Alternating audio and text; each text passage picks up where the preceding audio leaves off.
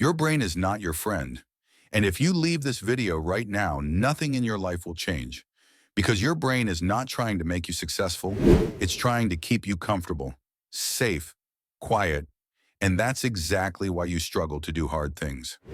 Every time you try to improve your life, your own mind pulls you back. Not because you're weak, but because your brain is designed to avoid discomfort.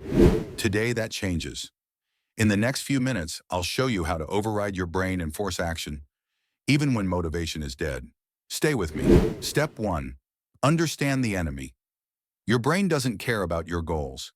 It doesn't care about your dreams. It cares about one thing only: survival.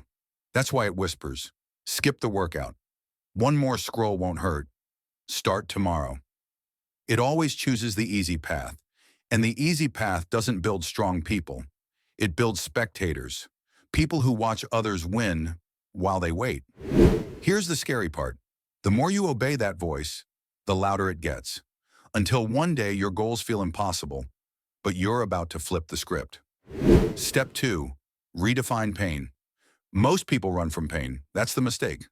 Pain is not the enemy. Pain is the entry fee. Every strong body, sharp mind, and disciplined life was paid for with discomfort. So here's the rule.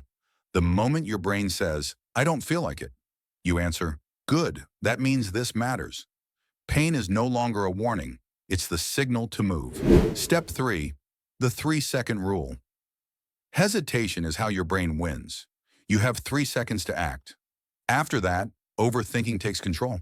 You wake up tired. 3, 2, 1, move. You doubt yourself. 3, 2, 1, start. No motivation, no thinking, just motion. Action kills fear. Action kills excuses. Step 4. One daily discomfort. You don't need a perfect routine. You need one hard thing every day. 1. A cold shower, a focused work session, a workout when you want to quit. Speaking when staying silent feels safer. Pick one. Do it daily.